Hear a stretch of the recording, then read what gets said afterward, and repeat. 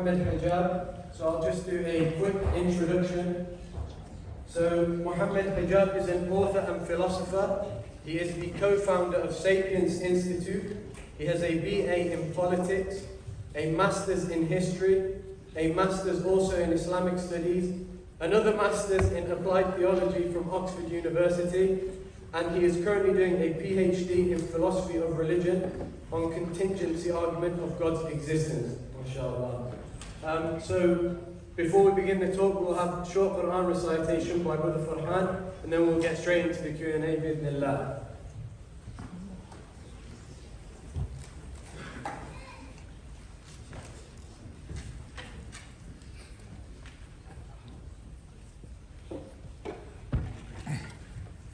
السلام عليكم ورحمة الله وبركاته. أعوذ بالله من الشيطان الرجيم. بسم الله الرحمن الرحيم. والنجم إذا هوى ما ضل صاحبكم وما غوى وما ينطق عن الهوى إن هو إلا وحي يوحى علمه شديد القوى ذو مرة فاستوى وهو بالأفق الأعلى ثم دنا فتدلى فكان قاب قوسين أو أدنى فأوحى إلى ما عبده ما أوحى ما كذب الفؤاد ما رأى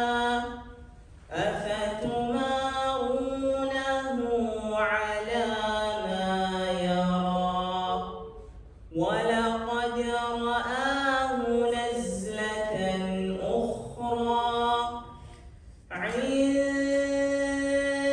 سدرة المنتهى عندها جنة المأوى إذ يغشى السدرة ما يغشى ما زاغ البصر وما طغى لقد رأى من آيات ربه الكبرى صدق الله العظيم. السلام عليكم.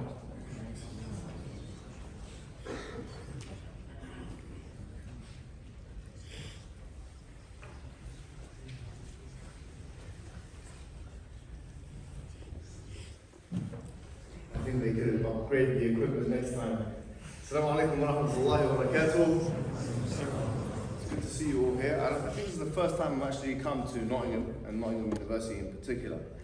So this is going to be an open question and answer session, which means that you can ask whatever you want and hopefully I can answer, and if I can't, I'll have to defer that answer. And I want to start off by asking non-Muslims in the audience first, because I know there are some of them, if they have any questions, because obviously it's a right upon us to explain our religion to you in these lands.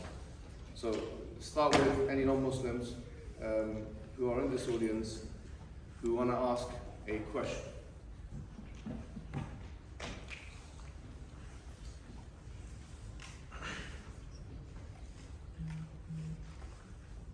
If there is one, you have to put your hand up real high and I want them to see you. Alright, we'll open it up to the floor then, to everybody. start with the first question. Oh, what did you come here for? Yes, my friend. As a Muslim in the UK, what would you say were your three biggest struggles? Obviously being a practicing member. It's a good question. The brother asked, and it's really a personal question, like, as me personally, what are my biggest, or what have been my biggest struggles as a Muslim in the UK? I think it's first important to know, before we start talking about what the struggles are of being a Muslim in the UK, to acknowledge some of the benefits of being a Muslim in the UK. Because being a Muslim in the UK has many benefits which we don't even find in many Muslim majority countries. Like the fact that I'm speaking to you now, in the way that I'm speaking to you, or that I've criticized certain political positions, and that I've said certain things which may be antagonizing to certain sectors of people, would not be something which is really afforded to me had I been in parts of the Middle East, or in Asia, or in Africa. Obviously, I'm not generalizing here, but that is the case, it's the truth. So as Muslims in the UK, we must appreciate, from two perspectives, we must appreciate our being here. Number one, we must appreciate it from a godly perspective. We have to be thankful to Allah that we can actually, even other European countries, right? Like France, women in this country don't have it like women in France do. They can wear the hijab in different places. They're not banned in the same way as women in France have, for instance, right? As I've mentioned, the political advantages of being a Muslim. The economic advantage of being a Muslim in this country is also something important to know. The sterling pound is very strong. We can do and buy things that the majority of the world cannot buy and do. And so Al-Hasan al-Basri mentioned, one of the Tabi'i people, one of the pious predecessors, who says, قَيِّدُوا نِعْمَ اللَّهِ بِشُكْرِ اللَّهِ. He said, constrain the blessings of Allah with the thankfulness of God. So we first have to actually appreciate, because we don't want to be a complaining community. You know, the Prophet ﷺ stated, مَنْ لَمْ يَشْكُرِ النَّاسِ لَمْ يَشْكُرِ اللَّهِ. Whoever does not thank the people doesn't thank Allah. And so in many ways we do have to be thankful to Allah and the dominant population who are non-Muslim, that there is more of freedom than many other countries. We have to start with that. Because if we don't start with that and we start talking about struggles, it may send the wrong message. Having said that, obviously there are struggles. Me personally, I was working as a teacher for some time, a secondary school teacher, and effectively lost my job because of some activism. The NQT, it's called the NQT here, or QTS, right? I didn't get that. The brother mentioned many different degrees that I got. Allah, He gave me something in return. But, I'm basically unemployable in the sector. I've also had issues as someone who's a public-facing da'iyah, or someone who calls to the religion of Islam. I've had issues with my banks being frozen. My banks have been frozen many times. It's been very difficult because for months and months and months, why I can't, take money out and put money in. Issues like that. Unemployability. Banks being frozen. Police coming to my house, many times, giving me what we call Osman warnings, telling me that your life is in danger. Things like that have happened. I'm not going to lie to you. And there is a price to pay for doing the job that I'm doing. There is a big price to pay, in fact. Unemployability being one of them, as I've just mentioned. And also, all these other things. So, there are struggles, there are real struggles. And that's why not everyone can do this. And if everyone did this in the community, then it would be problematic for the community. If we're talking about things which I'm sure many of you people here, young people in university can associate with, then I've had all the struggle that you've had as well. The struggle, 90% of people, I'm guessing, trying to get married young, especially this brother in the front. Obviously, Islam is a religion that does not allow sexual promiscuity or interactivity before marriage. And so everyone wants to get married young. You can't even be in a relationship without being married. So I got married at the age of 20, but from 17 to 20, these were very difficult years. Especially in university, I'm sure many of you can associate with that. You know what I'm talking about. It's difficult. And your testosterone is very high. In fact, as a man, obviously, women have testosterone as well. to a much lesser extent, they have their own desires. Men and women have desires at this age, 17, 18, 19. They want to get married. They want to do these things. And then when I got married, yeah, alhamdulillah, one problem was resolved, but another was created. You always have to be patient. You say, always, I'm going to be patient until I get married. And when you get married, then the real patience comes in. It's like, you know, from one type of agonizing to another. And then I get, you know, I have kids, and then I have 3 kids. And all 3 of them, I'm not going to say were an accident because Allah does not make accidents.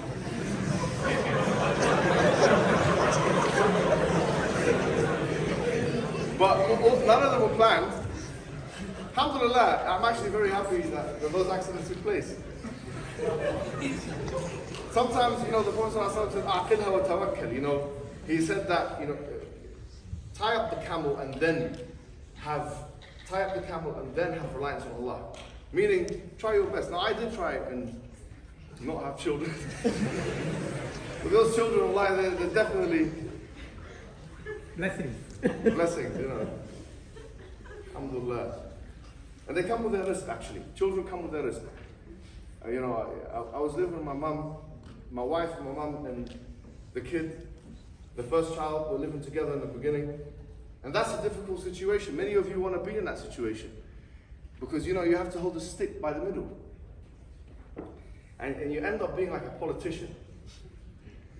You know, when you're speaking to your mum, it's like, yeah, that food is amazing, this and that, you know, you're the best and all that kind of thing.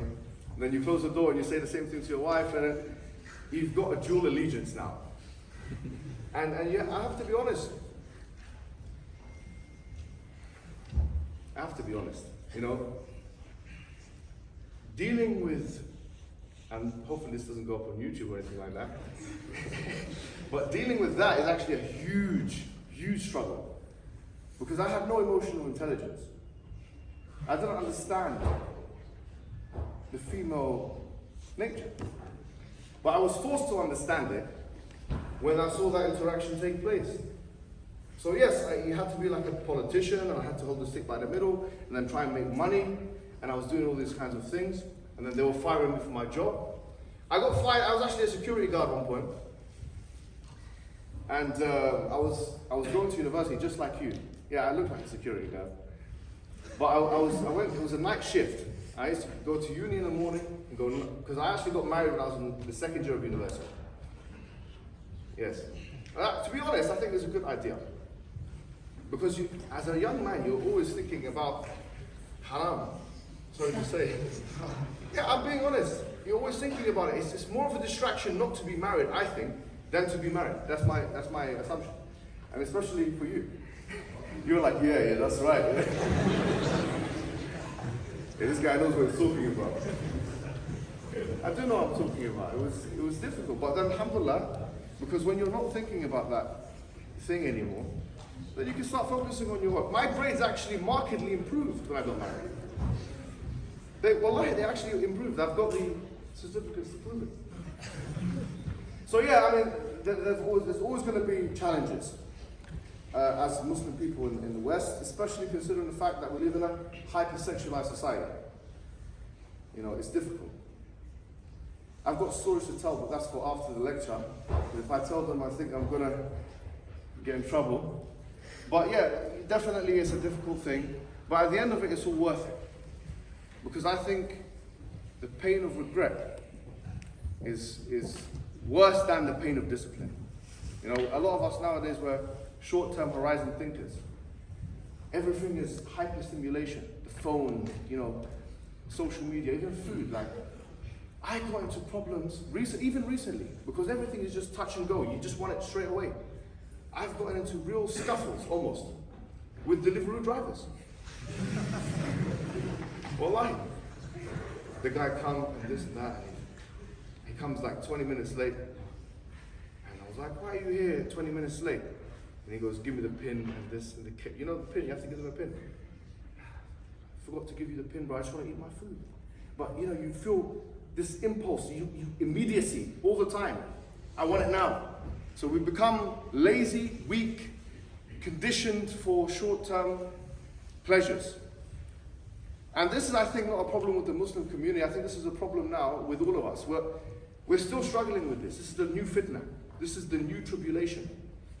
We need to be, and the one way out of that, by the way, because, put it this way, and I know I've spent a long time answering your question, but put it this way, when you're 70 years old, which for the gentleman right there is 3-4 years away, I'm only kidding.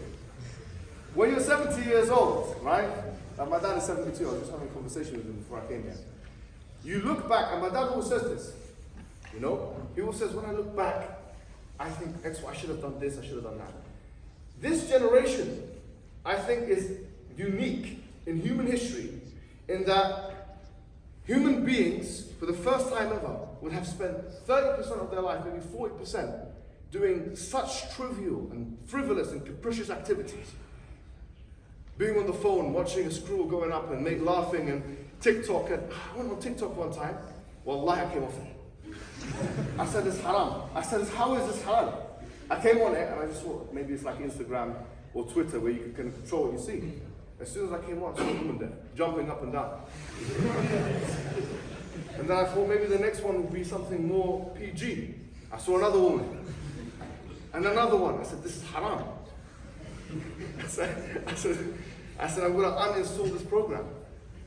And I told my friends to uninstall it as well. They didn't listen to me. But subhanAllah, their channels got taken down.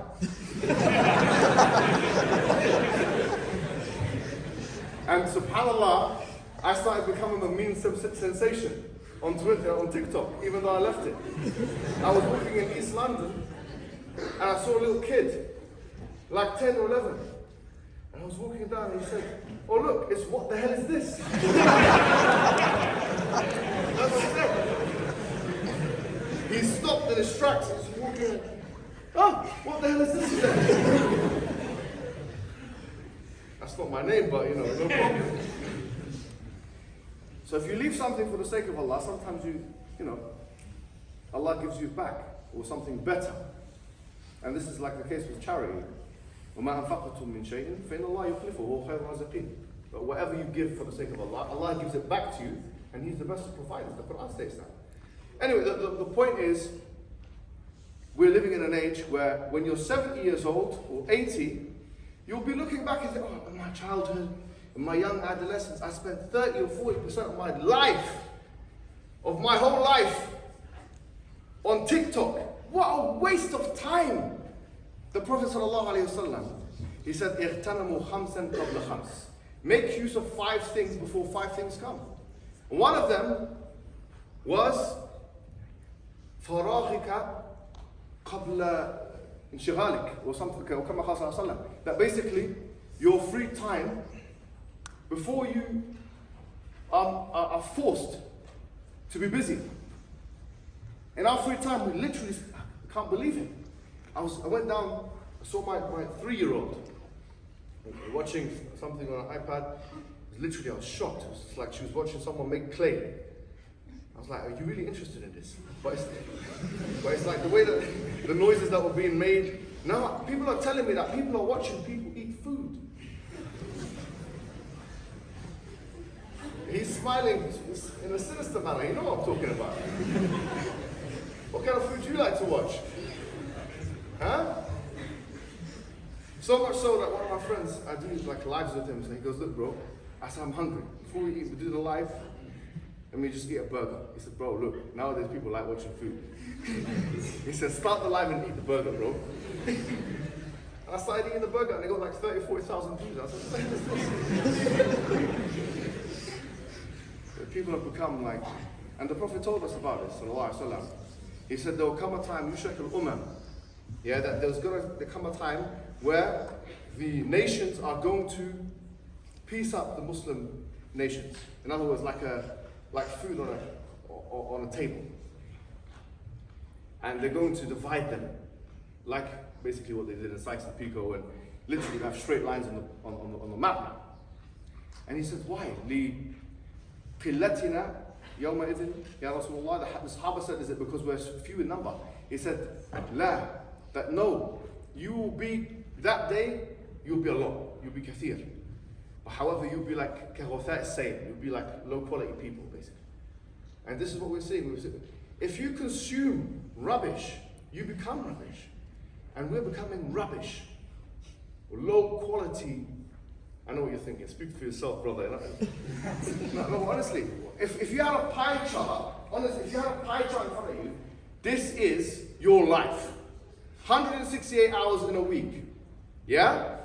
Spend 50 hours sleeping. Let's just say 7 hours a day or 7.1 hour, whatever it is, yeah? Sleeping. How long do you spend? If you pray 5 times a day, that probably takes you about half an hour. Yeah? Which is the most important thing you can do as a Muslim. Because that is why you were created. So you've got 50 hours, half an hour times 7, and then you've got the rest of the time doing what? Oh yeah, I went to uni, I went a couple of lectures here and there, I went traveling, eating. Wallahi, we will be shocked and surprised and dismayed if we saw that pie chart. This much, 50% or 40%, and doing haram activities, watching this or doing that. It needs to change. And the way to change it is to have a very solid plan. You need to have a very solid plan. Meaning, we need to know that, okay, when you wake up in the morning, this is what I'm going to do. Or at least think to yourself, what do you want to achieve in 5 years? What do you want to achieve in 5 years? For us as Muslims, right, we have to think of the Islamic objectives. For example, خَيْرُكُمْ مَنْ تَعَلَّمَ الْقُرْآنَ وَعَلَّمَهُ. The best of you are those who learn the Quran and teach it. Yeah? So obviously learning, memorizing the Quran. The Prophet ﷺ said, الْمَاهِرُ بِالْقُرْآنِ مَا السَّفَرَاتِ الْكِرَامِ الْبَرَرِ. That the one who is proficient with the Quran is with the high lofty angels. وَالَّذِي يَتَتَعْتَعْ فِيهِ وَهُوَ عَلَيْهِ شَاقٌّ فَلَهُ أَجْرَانِ. And the one who finds it difficult, he'll get 2 rewards. And the Prophet ﷺ, he said in a hadith, that if you read the Quran, he says, لا أقول ألف لا ميم حرف ولكن ألف حرف ولام حرف وميم حرف. He says, I'm not saying ألف لا ميم is one letter. ألف is a letter, and lam is a letter, and mim is a letter. وَلِلْحَسَنَةِ عَشْرَةُ أَمْثَالِهَا. And for each hasana you get times 10. Imagine the rewards you'll be accumulating, the points that you're getting by just reading the Quran, memorizing the Quran. If you don't have that in your daily life, there's a problem. As a Muslim, there's a problem. Wallahi, there's a problem. We need to have a dietary intake of the Quran Kareem on a daily basis. It needs to constitute at least 5 hours of your week. I'm giving you a prescription today. This is it. You have to learn the tajweed. You have to learn the Quran, what it means. And then after that, spend time exercising, spend time doing this and doing that, so you can have a healthy pie chart. Because otherwise, wallahi, it is exactly the formula for depression. How do you think depression, why has it become so widespread? What is the real cause? The cause is lack of purpose. If you wanted to put it in one word, pain becomes something which is unbearable. I was thinking I was in a masjid. And if I was an atheist or a non-religious person, every minute that I'm spending that I'm not enjoying myself or in a state of high pleasure really is a waste of time. That makes life very difficult because your expectations are so high. The higher you put your expectations, the lower your results are going to be. And that's why, quite frankly, irreligious people are more prone to that kind of depression. It's true. And the studies have shown, by the way, that the kind of religious people or the kind of irreligious people that are least depressed, interestingly, are the ones who are most fervent upon atheism, because it emulates a kind of religious narrative. Anyway, the point is, if you don't have purpose, then you'll be depressed. Everything, the religion of Islam has made it so that every little thing you do has purpose. Waking up in the morning, you say a dua. Going to the toilet, you make a supplication. Coming out of the toilet, you make a supplication. In fact, we know exactly what to do inside the toilet. You know, when we eat the food, that has purpose. When we drink, these could be very trivial acts. Every single thing is packed with purpose in the religion of Islam. Which makes it much harder for someone to get anxiety and depression. Anyway, So there are lots of struggles to answer your question. but honestly, the one thing that has helped, and that I continue to do until this day, is plan. Because if you fail to plan, plan to fail. If you fail to plan, plan to fail. You need to plan your day-to-day life. You need to have an intake, like I said, like the tripartite classification, what Plato said, the mind, the body, and the soul. Every one of those three things has to be respected, basically, in your daily routine. The mind, the body, and the spirit. The mind, you don't have something that stimulates your mind. Education, you're already doing it. The body, you have to exercise. You have to do this, you have to do that, no problem. You have to activate your sympathetic nervous system. That's why it's good for, and a lot of biology students, and yeah, I know about that, bro, man. That's a philosopher, I've got some autonomic nervous system, the parasympathetic, sympathetic, I know these things, bro. But if you don't activate the sympathetic nervous system, it actually, when you're put in a situation of fight or flight, you'll end up doing something you'll regret. You'll run away, you'll be a coward or something like that. Honestly. So you need to put yourself in a situation, man or woman, where you're engaging with someone, doing some kind of martial arts, doing some kind of rock climbing, swimming, something that really, exhilarates you. Activate the sympathetic nervous system and be comfortable in that. Yeah, and then your soul, obviously praying 5 times a day, doing your adhkar, as-sabah and masa, which are certain supplications that you make in the morning and the evening. Once you have a good day like that, and a good week and a good plan, then the fast life, the hypersexualized life, the fast-paced, stimulating, technological monster that is the world today can be more manageable. I hope that answers the question. I'm not going to be that long with all the questions, by the way. But yeah, okay. Yeah, sister.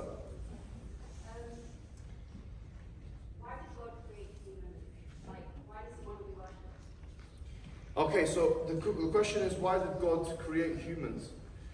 Allah is referred to as Al-Khaliq, or the creator. And he's also referred to as the best of creators. Okay? Human beings and the universe, and not just the universe, but every other thing that we don't know, represents the best possible creation that could have possibly been created. The best possible craftsmanship that has been put into any kind of design is that which has been put into the design of the universe and human beings within it. Now, you might not be able to recognize that or even appreciate it. And someone may make the argument that actually, well, there are some things in the human body, for example, like the appendix, which seem as if they have no function. In fact, some new atheists used to make this argument with junk DNA. They used to say it's completely useless. And then when it was realized it has X, Y, Z function, they revised their theories. Just because you don't know what the function is, it doesn't mean there is no function. So, why God created the creation is because He's the best of creators. And He manifests His attributes through His will. That's the reason why God created the creation. What was the second question? You had a follow-up? It's not that God wants to be worshipped in that sense that He needs it. And in fact, the Quran addresses this point quite clearly. وَمَا خَلَقْتُ الْجِنَّ وَالْإِنسَ إِلَّا لِيَعْبُدُونَ. That we haven't created jinn and human beings except that they may worship me. The very next verse says, we don't need any provision from them, and we don't need them to kind of feed or sustain us. Meaning, worship benefits the person who does it. It benefits us to worship God. But one poet put it really beautifully, an Arab poet. He said, وَمِنْ عَجَائِبِ الْجَبَّارِ أَنْ يَجْبُرُ الْعِبَادِ بِالْإِخْتِيَارِ. And from the wondrous signs of the compeller is that he compelled human beings to freedom. So the height of the creative capacity of the Creator God is to not just create something which is submissive to Him, like He has with everything else, but then to put within the midst of that something which has a choice to be voluntarily submissive to Him or not. And that's the human project. Because the Quran states, وَلَهُ أَسْلَمَ مَنْ فِي السَّمَاوَاتِ وَمَنْ فِي الْأَرْضِ طَوْعًا أَوْ كَرْهًا. That everything submits to Allah, or everything in the heavens and the earth submits to God, willingly or unwillingly. So everything is in the, because you have these laws of nature which are incontrovertible. You have these laws of nature which are incontrovertible. They are put in place by the compeller. But within that, Allah, He made one creation, or two really if you mention the jinn as well, that we know of, gave them the choice to do that which everything else is doing, be sacrosanct, be in sync with the rest of nature. Therefore, the Quranic paradigm brings forward this idea that if you worship Allah, which is to submit to Him, then you are better than all of creation. Khayrul Bariyah, as I mentioned in Surah Al-Bayyinah, the best of creation. Because everything else in creation is forcibly submissive to God. Whereas human being, because we do believe in free will, is doing so voluntarily. So they rank higher than everything else which is forcibly submissive to God. Whereas those human beings who decide not to submit to God, they are the worst of creation. They are the worst of creation because everything else is submissive to God. And so they don't, human beings who don't worship or submit to the laws of God, from the Islamic paradigm, do not fulfill the basic human function. In fact, they don't even fulfill the function which is basic to all aspects of the world, the creation. And so, for that reason, they are ranked below everything in the world. And so, in other words, God created the creation, and He created within it something which has the choice to submit. Some of us submit and some of us don't submit. And the choice determines the ranking of that particular individual. It doesn't really have an impact on God's status, because God is immutable, meaning his status doesn't change like that. God is immutable. Does that answer the question, or do you want to? Yeah, okay. Let me see, someone close, yes. You know, one time when I was doing my PhD, we used to have our lunch together, and we were speaking about haram food in Islam. And they asked me about why it's haram. And I explained it from the point of view of science, about the digestive system for them. Then one of them asked the question, said, if it's haram, why Allah subhanahu wa ta'ala created pigs? Look, I mean, let me thank you for that. And you're probably more qualified than I am to speak about the scientific aspects of this inquiry. But what I'll do is I'll use this question to tell people how what's my framework of dealing with a question or a shubha or a doubt that people have. And I call it the APECA framework, A-P-E-C-A. This is a blueprint that I have.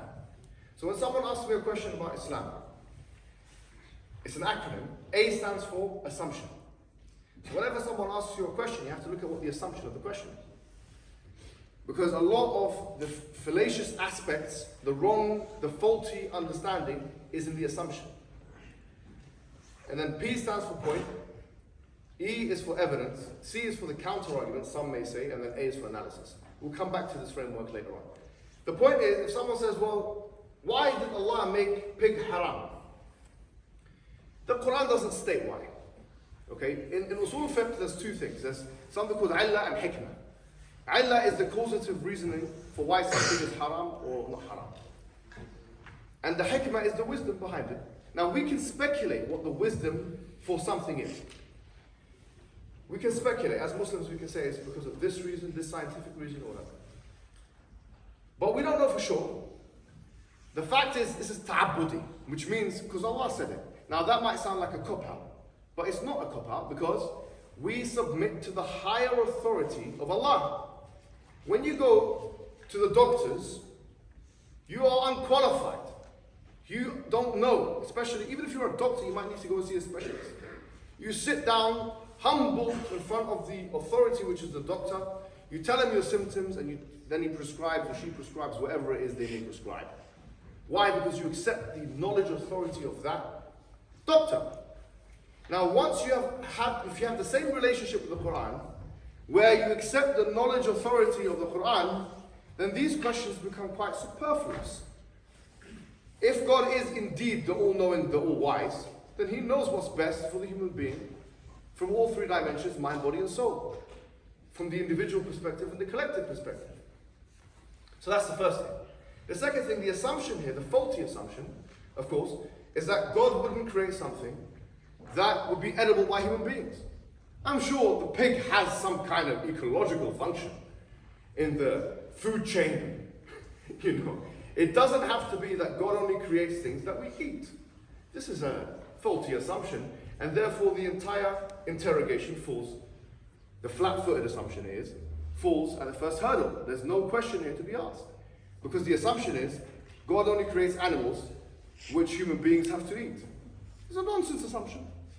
It could be part of the food chain, it could be part of the ecological system. I don't know what pigs eat.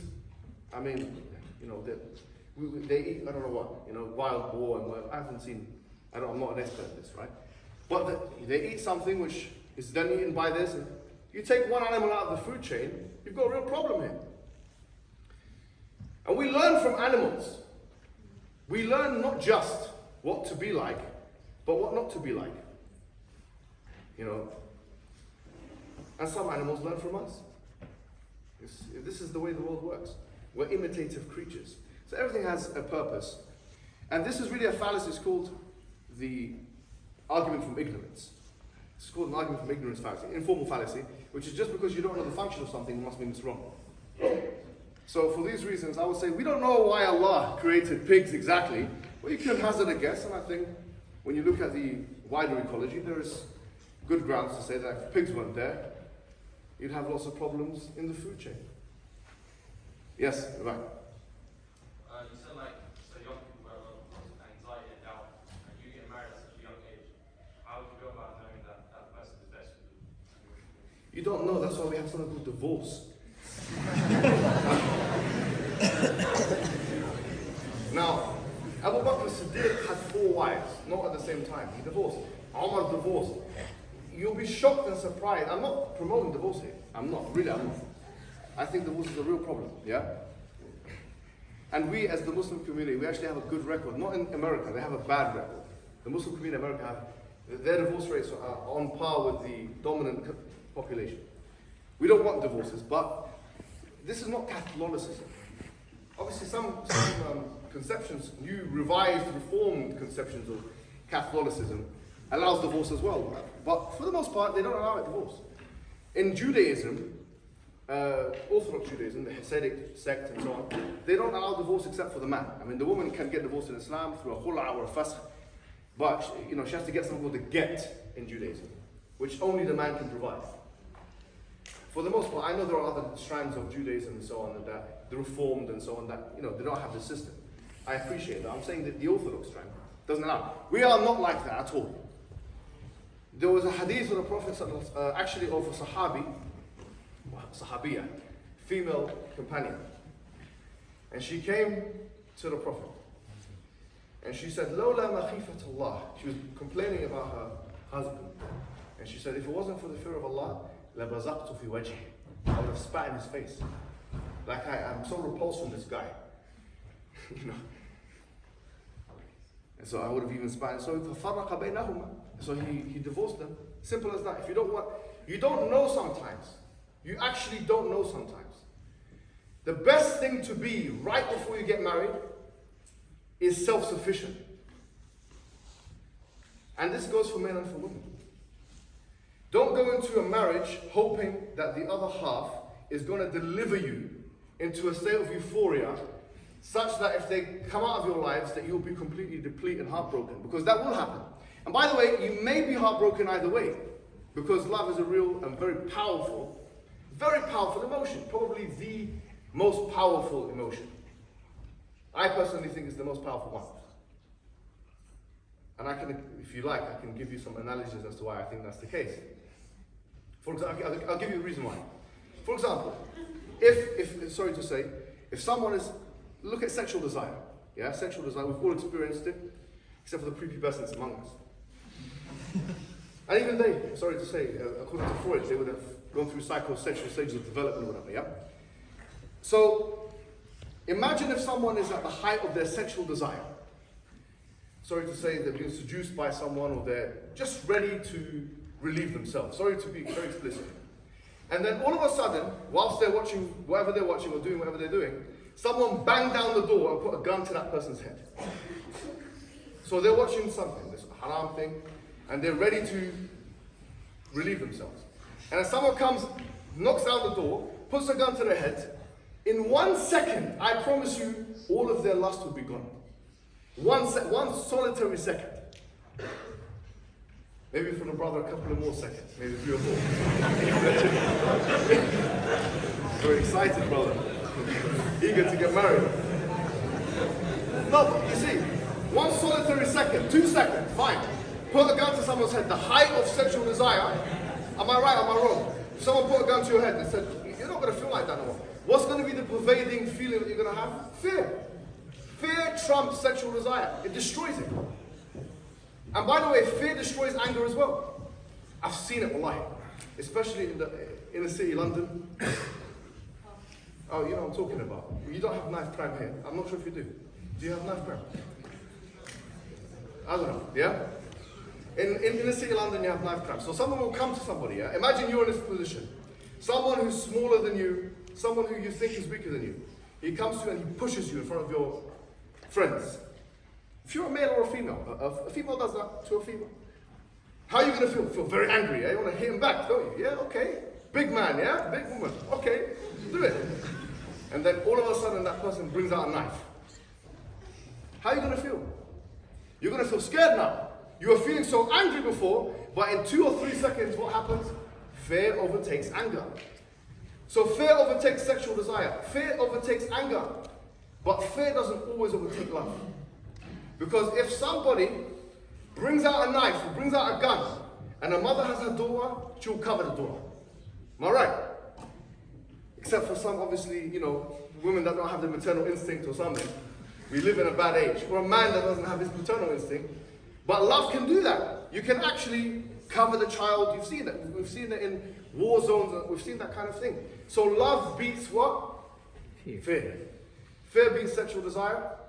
It goes to the semi-finals with anger. It beats anger, but it doesn't beat love all the time. It can do sometimes. It can do. But it's a close one. Now the reason why I brought this up, why did I bring this up? I was talking about, you were talking about growing up and desires and so on, yeah? The reason why I brought this up is to make you realize one of the things that is really, really important is to know your own emotional state. Some refer to it as emotional intelligence, like Goldman and so on. To know your own emotional state. And so, really and truly, and I was also mentioning attachment in love. Love is the most dangerous thing. It is the most dangerous. If you're in romantic love and it's taken away from you, what happens? You get grief, which is probably the worst human emotion known to man. It's the most painful one, probably. Because there's no averting it. Anxiety versus grief, grief wins, by the way. I mean, for the most part, if you cannot actually get rid of grief, that's why psychologists call it the grief cycle. So if you get rid of love after it's been given to you, then you've got grief. So that means you do have to be careful before you go into a marriage. You have to be very careful. Because if that love is removed from you, you'll be in grief for a long time. Having said that, so in order to mitigate that, you have to have strong self-sufficiency. That you don't define yourself based on your other half, basically. If you do that as much as possible, then you're mitigating the risk. But this is something you can't really avoid in the human condition. But in terms of marriage though, do what the Prophet ﷺ said, which is إِذْفَرْ بِذَاتِ الدِّينِ. That, be successful with the religious one.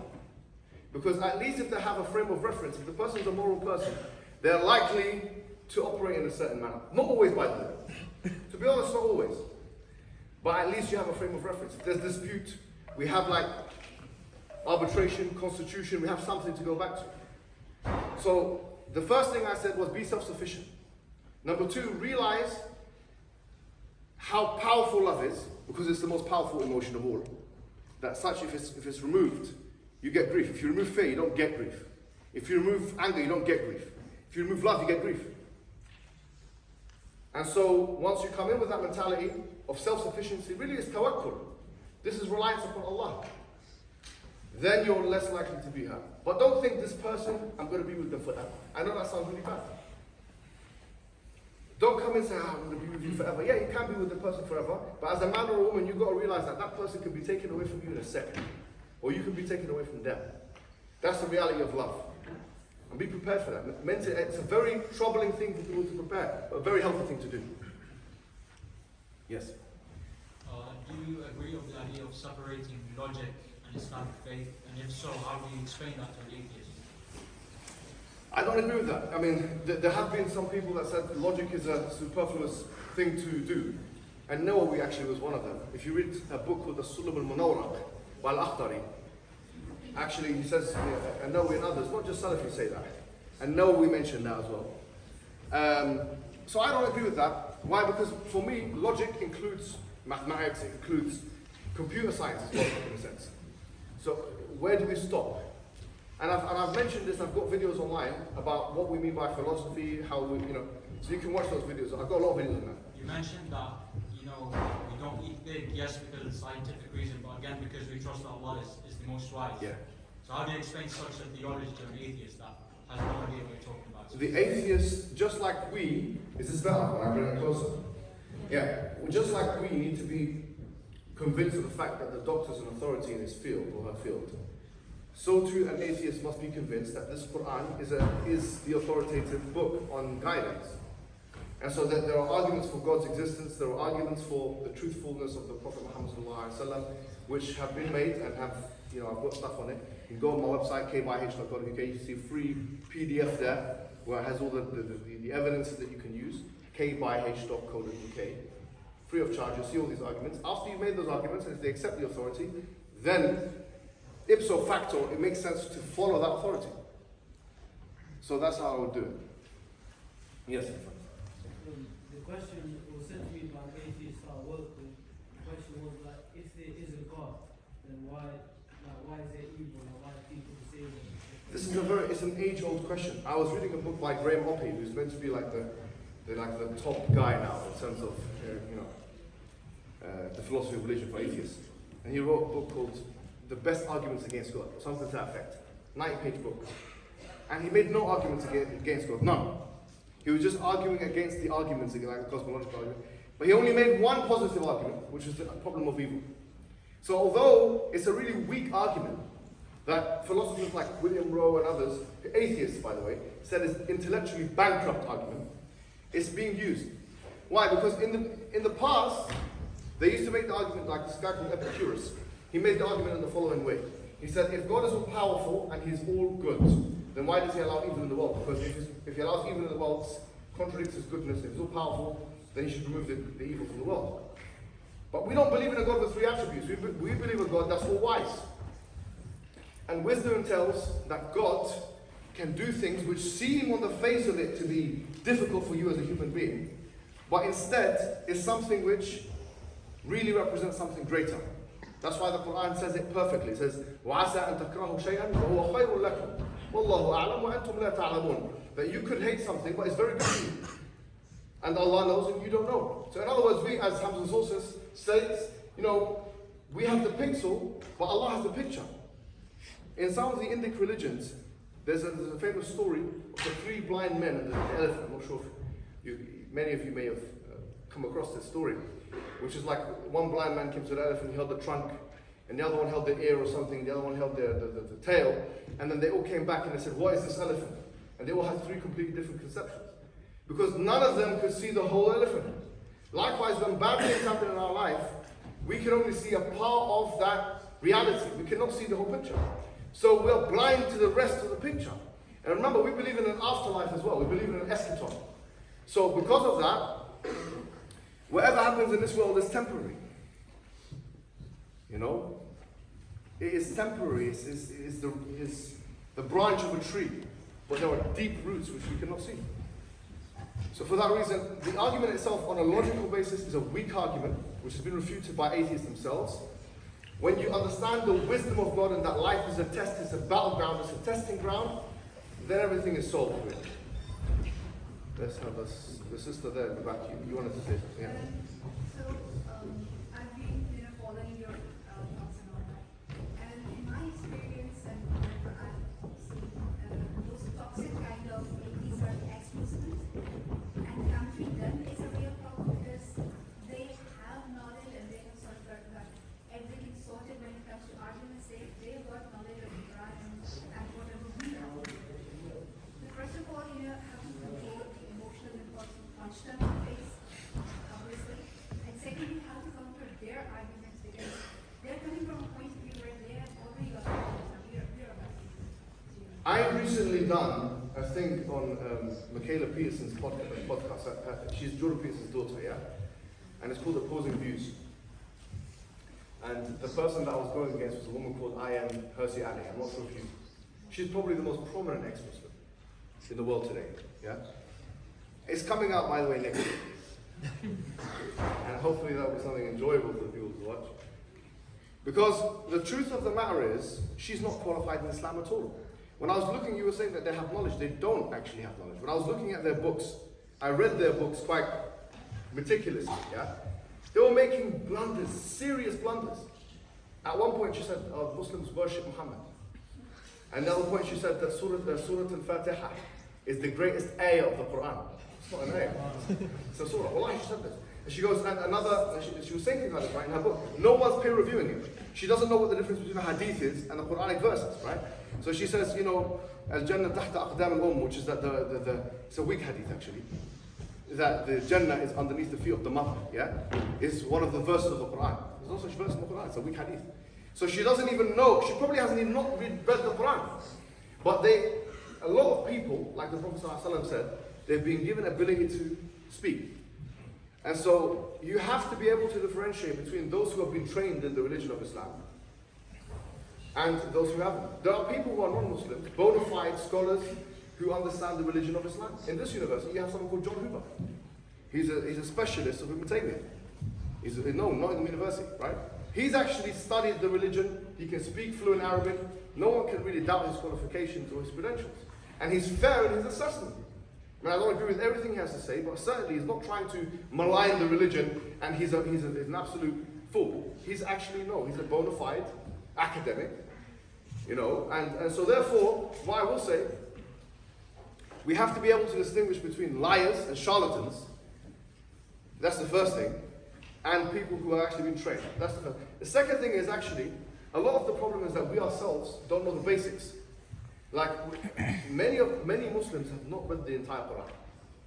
You'd be surprised. Even in the English, the meanings of the translations of the Quran, some Muslims have not gone cover to cover, ever. So someone will say something, and they'll say, okay, well, the Quran says this. I've had so many people come to me and say, well, the Quran says this. I said, there's no such verse in the Quran like that. Because the Muslim has not read the Quran. And so he's got a doubt which is baseless. So basically, I think really the solution to a lot of these problems is knowledge. And when you have a little bit of knowledge, most of these things become funny to you because you realize it's a joke. Especially when you start realizing, okay, you can research on a secondary basis. You can go look at tafsir, look at the hadith. If you have knowledge of the Arabic language, then you'll be able to dismantle almost every ex-Muslim polemic that's out there. Because most of them don't even have access to that. Actually, all of them that I know of. None of them have access to the Arabic language. None. Can you imagine? So, yeah, I think it's pretty simple. But we just have to be more confident, I think. Yes? So you often cite philosophers and more like secular academics. So how do you balance Islamic literature and secular literature, and how should Muslims in general prioritize the way they learn about a topic?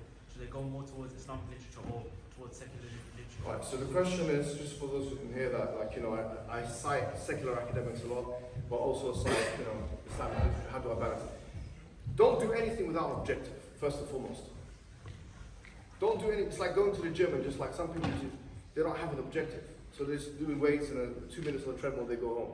And I saw one guy done that, and then he started smoking cigarettes. So, this guy, man, honestly, What is your objective? First and foremost, you have to establish your objective. If your objective is, I want to remove the ignorance from myself, then you start with the Quran, as we've mentioned. You have to start with there's nothing better than that. The Quran and the Sunnah in the form of the seerah, which is the biography of the Prophet. If someone wants the basics of Islam, spend 5 years on just the Quran, everything that's related to it, tajweed, Arabic, everything, and the seerah of the Prophet Muhammad sallallahu alaihi wasallam. A bit of aqidah, a bit of fiqh, books, basic books, just to understand these things, and then build up from there. That's what you should do. However, if you want to be a polemic or so-called apologist or whatever it may be, debater, then you have a completely different thing that you have to do. So my objective was different to the objective of the majority. So if I tell you what I did, it might not be relevant to you. Because your da'wah is going to be in schools, it might be to your colleagues, it might be to your neighbor. It might not necessarily be doing public debates and speaking to whoever it is I'm speaking to. So don't read or do anything in life without having an objective. If you do, then you are really haphazard. If you're haphazard, slap, dash, everything is just like, whatever. It's like going into the sea and just laying like that, waiting for the waves to take you everywhere. If you're going into the sea, swim to a destination. If you have an objective, then you'll know what reading list you need to have. And that is the answer to your question. Yes? What's your view on the Ephraim dilemma? Yeah, so this dilemma is an ancient dilemma, which is God's basically, when he makes his command, is he doing it because the command is there already, and so he is, the good and bad is defined outside, and God has to affirm or deny? Or is it that God is impotent from making the good or the bad himself? Now what I'm saying is in Islam there's really two solutions to this, because there's more than one school of thought. The Ash'aris or the Maturidis and Ash'aris believe in something called divine command theory. So they believe that everything that God says is true because God said it. They would go down that line. They would say that. Everything is true because God said it. The Atharis, Ibn Taymiyyah, Ibn Qayyim and those guys, they take a Protestant approach. Like they say what the Protestants say. Which is they say that everything is good because God is good. And so they have a theory of goodness through privation, very similar to Augustine, very similar, which is that goodness is a manifestation of God's ultimate goodness, he's good, and therefore evil is where good is not there, is the privation of good. So these are two approaches that Muslims have used, and these are very similar approaches to what Christians have used aforetime in order to solve this dilemma. Yeah. Yes, you. Yes, the handsome brother. No, I said the handsome brother, not you. No, I'm only kidding. Yeah. Go ahead. Yeah. Were you raised as a Muslim, or did you find faith by yourself? And if so, what was it about the Quran and Islam that made sense compared to other faiths if you explored that as well? Alright, so I was raised as a Muslim in the sense that my mom actually raised me as a Muslim, yes. My father was more liberal, he didn't really care, and still probably doesn't, what I would do, honestly, He's an older man, I'm not going to say, but he's marrying women that are younger than my wife. He's that kind of guy. He lets me do whatever I want, he didn't care. There was really little consequence of me, if I said I'm Christian today, he would say, no problem. Like, I think that would have been the case, yeah? But my mum, she would probably not accept that. But, there was a difference of attitudes there between the two. So my upbringing was kind of like, we live in London, we can kind of do what we want. And to be quite honest, someone like myself, if I didn't agree with something, I wouldn't be it. So for me, there was a discovery process. I would say from about 14 to 17. And I started looking into the Quran, and I started looking at the alternatives. For me, the idea of one God, worthy of worship, was something that I was certain of. Like, atheism never appealed to me. Never. I just didn't understand how people thought that, as the Quran says, how something could potentially come from nothing, or that it made itself, all these arguments, I already had them in mind. So I was never convinced with atheism. And I was never convinced with the idea of God being a man. So, you know, for me that was unintelligible. Like, it was almost comical. I remember in year 6, even before I became pubescent, I was making fun of, sorry to say, the idea that God can become a man. I'm not trying to disrespect him, but that was my own journey. I was like, this is, as a child, it was unintelligible for me that God could be unlimited and limited at the same time. It was a joke. It was a joke that God could die. Who is managing the universe? I was a child. I used to make fun of my friends, and obviously, you know, I shouldn't have done that. By the way, you know.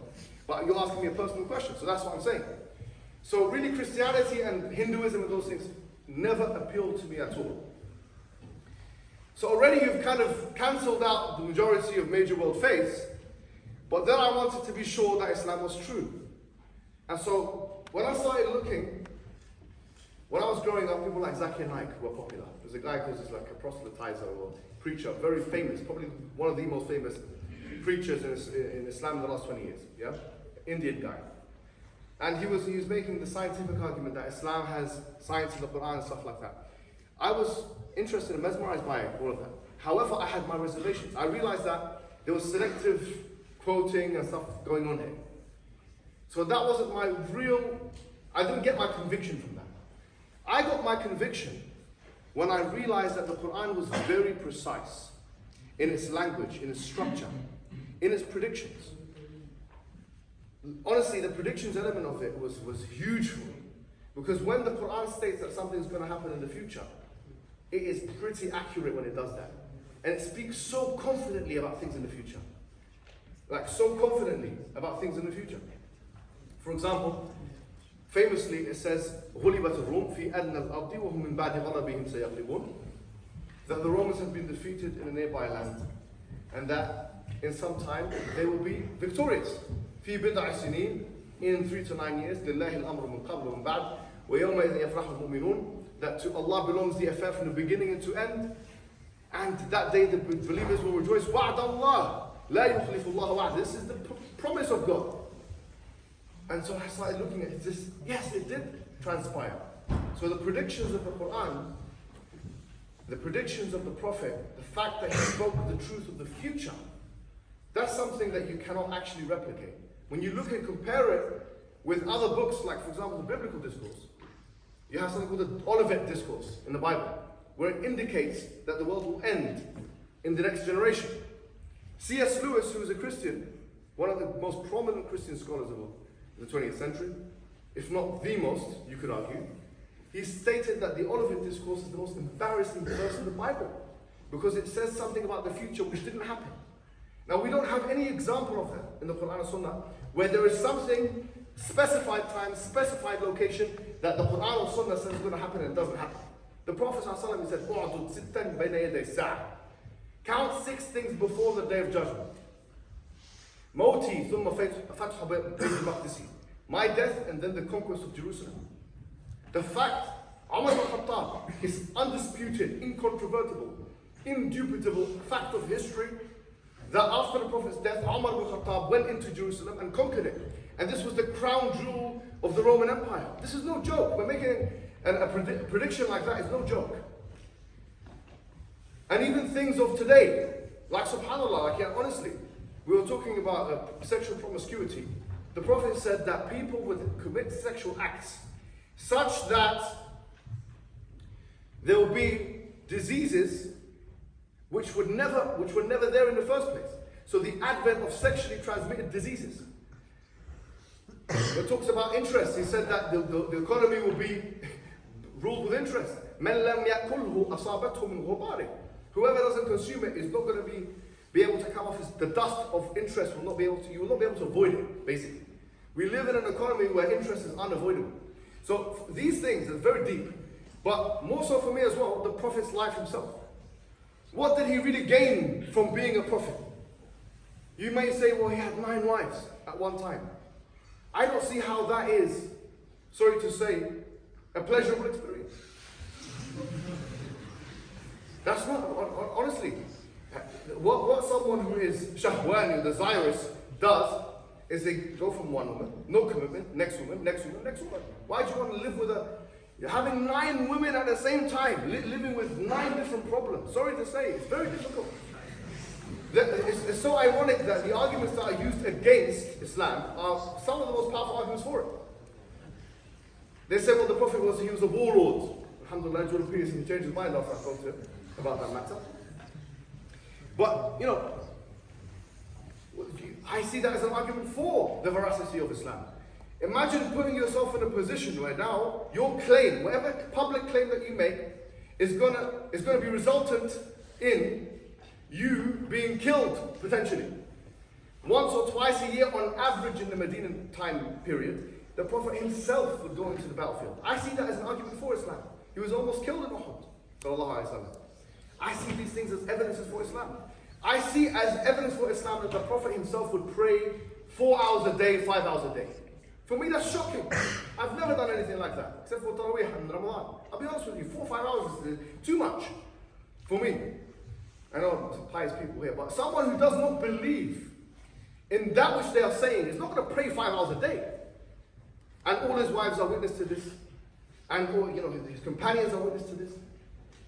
And then you've got all these other miraculous things the Prophet ﷺ did himself in his own life. It's too much when you read the seerah of the Prophet Muhammad ﷺ to read that and to read the Quran and to think that this was something which is created or mukhtalaq, something which is fabricated. For me, that's even if someone tried to cast the most serious aspersion on the prophethood of Muhammad ﷺ, one thing for me will never ever intellectually convince me of the non-prophet status of the Prophet, which is the Quran itself. It's impossible that these words, and it's impossible that structure, that knitted togetherness, that intertextuality of the Quran, which was revealed piecemeal, circumstantially, that was something which was spontaneously done by some person that was trying to make his career as a prophet. Almost every surah of the Quran is knitted together with the next. Even lexically, you can see this. You don't even have to be an Arabic expert. Actually, non-Muslims have written about this. Michael Kuipers has written about this, and others. So the point is, when you look at the Quran, you look at the Seerah, you look at the Sunnah, it's inescapable. And that was honestly my journey. I looked at the Quran, and I couldn't make sense of the fact that this was not from the word from Allah.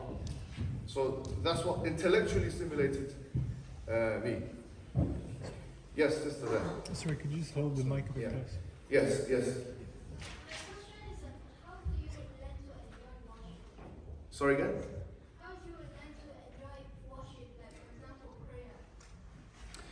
That's a good question. So, how do you learn to enjoy worship? And the Prophet ﷺ said, "Arihna biha." He used to say to Bilal that let us relax with it. Do you know one of the main reasons why we don't enjoy worship, or we want to finish the prayer quickly and all that kind of thing, is because we're thinking of getting on our phones and going on the laptop or going and watching TV or something like that. We are in a position now, as I've mentioned in the beginning, where dopamine is being secreted without hard work being done. Dopamine is a neurotransmitter which should be secreted as a reward for your hard work, whether it's physical or intellectual. Now we're in a situation where we can get dopamine secretion without hard work. And so we will find it difficult to even sit quietly, not doing anything for 5 minutes. We might even get anxiety attacks. Close the light and just don't say a word. Don't say anything. Don't look at your phone. Just sit there for 5 minutes. A lot of people will find that impossible, in fact. So what I'm saying is the first thing we need to realize is the problem. The problem is we have been stimulated in a way that human beings, for the rest of human civilization, have never been stimulated before. Dopamine is being secreted at a rate that has never been secreted before. We're blunting our dopamine receptors, and we can't sit down, we can't read books anymore. Books have become, now they have audiobooks because we just can't read. We can't do it. So the point is we have to discipline ourselves. It's discipline. It's actually, the answer is discipline. You have to force yourself. Just like you'd have to force yourself to meditate. People meditate now. Mindfulness, Headspace, all these programs, they're doing very well. And it's all about taking the instructions of somebody saying, okay, now be quiet, calm down, just whatever they says, you know? And we do it because we feel like it's going to help our mental state of mind. But the prayer should be conceptualized at the same point. The prayer is meant to reorientate you. That's what it's meant to do. It's meant to re-centralize you, recenter you. And so once we realize, okay, we've got an issue here, which we need to deal with, it's discipline all the way. And then khushu'a, which is concentration in what we're saying. We say Surah Al-Fatiha 17 times a day, but do we actually know what it means? Like if I said, translate Surah Al-Fatiha, like, would we be able to do it line for line? And if we can, no problem. Are we thinking about it when we're praying? These are things we really have to think about. We do have to think about those things. So it's just a matter of discipline and training. Yes, sister at the back.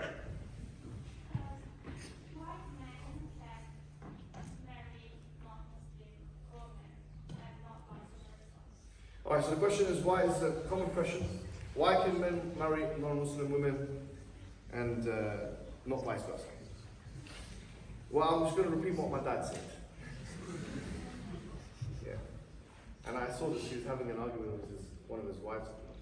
And he said, well, when the argument was going forward, maybe I shouldn't be saying this, but he said, after back and forth, but you do this, but you. And then my dad just said they're like Clint Eastwood. I think he used to watch these movies or something back in the days. He said, we are not equal. That's it. I mean, we do believe in equality, by the way. The assumption, obviously, of the question is that there should be identicality in roles. But we believe in equality of value, but not identicality of roles. The Islamic paradigm is not in sync with second-wave feminism.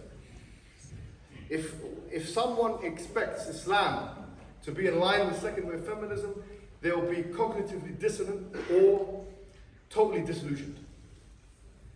The second-wave feministic assumption is that despite anatomical differences, biological differences, and or psychological differences, or sexual differences, that man and woman should be equal politically, socially, and economically.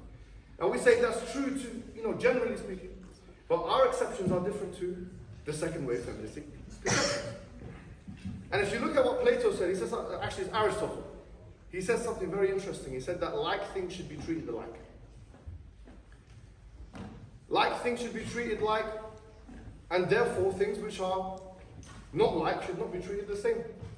So there is a collective temperament, or there is a continuity within males, or there are continuities, collective temperamental continuities that exist between men and women, which Islam says actually they should be respected, and there should be provision for that. So for example, Islam actually has some unequal laws that favor women's responsibility over men's rights. For example, in custody of children, which is a big issue, huge. For example, in being the beneficiary of money, like actually not needing to provide and so on. These are things which Islam allows. So it's a complementarian system, it's not an egalitarian one. The egalitarian system says that men and women should be treated the same in every aspect, in every sphere. I was reading a book from Ngozi, black feminist from Nigeria. She's not a radical feminist. I mean, she's very reasonable in her approach, to be fair. And the book is called The Feminist Manifesto, yeah?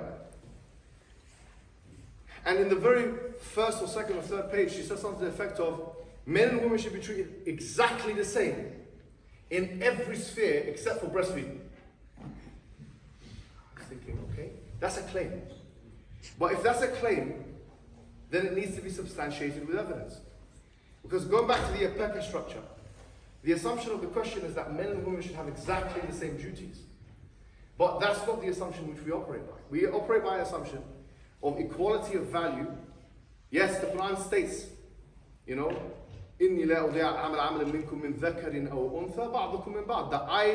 That Allah does not go to waste any deed of a doer, male or female, and that both of them are from one another. So there is an equality there. The Prophet ﷺ said, إِنَّمَا النِّسَاءُ شَقَائِقُ الرِّجَالِ, which does mean general equality, that men are generally equal to women. It does mean that. Shaqaiq means twins, but it also means musawiyat. It does mean that. However, the exceptions are defined differently. And so the institution of motherhood, for example, where in Islam is elevated much higher than in second wave feminism, where in second wave feminism people like de Beauvoir, in the second sex, she literally rubbishes the institution and says that you shouldn't have children. And she herself never had children. De Beauvoir, Simone. But interestingly, by the way, I mean, I don't want to go into de Beauvoir. I've read her biography. It's very interesting reading her autobiography. She had this fling with this guy called Jean-Paul Sartre.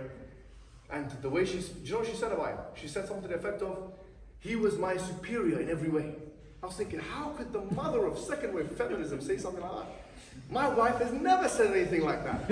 She's meant to be a complementarian traditionalist. She's my superior in every way, or something like overcompensatory like that. I've actually not heard it from a single Muslim woman in my life. But de Beauvoir said it. The height of hierarchical language from the mother of second wave feminism. And by the way, she was preparing a house and a flat for Jean-Paul Sartre. She was cleaning it up, doing the housework and all this kind of stuff. She admits this. I was shocked.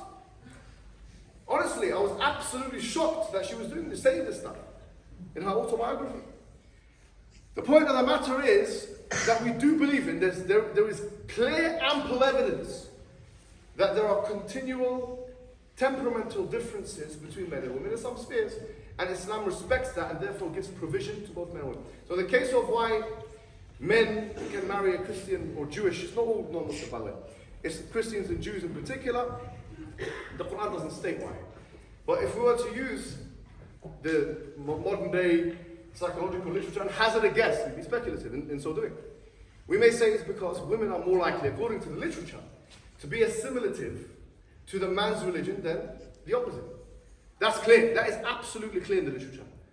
So if you look at the data, cross-culturally, when a husband and wife get married, the woman usually assimilates to the husband's religion. And one of the objectives of Islam, because Islam's job is not to be consistent with feminism, but to be self-consistent, is hifdud-din, that the protection of religion. So in a situation where there's more likelihood from the union that the Christian will become a Muslim, it becomes allowable. Maybe that's the reason. But in a situation where the opposite is true, then it becomes disallowable. Because Islam does not need to conform to the feministic agenda, but needs to conform with its own objectives. It has missionary objectives. Islam has missionary objectives. And so therefore, for that reason and for other reasons, it would seem inappropriate therefore. And I was actually speaking to someone about polygamy, because a man can marry 4 wives at the same time. Which I think is, I've made the argument that it actually gives more access to women. See, how's that? Because I, as a Muslim man, cannot approach a married Muslim woman. They're off the market for me. But a Muslim woman can approach a Muslim married man for marriage. Therefore, her options are more than the options of the man. Her access is more. That's a fact. Now, you might say, this is not whatever. Doesn't matter what you think. Sorry. Because this doesn't have creedal disproving implications either way. Whatever the wisdom may be, it doesn't say, Islam doesn't allow polygamy for women, or polyamory, but it allows it for polygyny for men. Therefore, Islam is false. How does it work? Because feminism is true. That's the assumption. Going back to Africa. So we don't agree with that assumption. It's a false assumption. We believe our system is superior to feminism. This is really the crux of the matter. We believe our system is actually superior. We believe feminism is false. Second wave feministic discourse has been cracked. But by the way, it's not just me who believes it. Feminists themselves have retracted their position, by the way. Betty Friedan, she wrote the famous book in 1963. It's called The Feminine Mystique. Very famously, yeah? She said that woman in the house, doing the housework and so on, is in a comfortable concentration camp. Many of you have heard this, right? Which I think was ridiculous.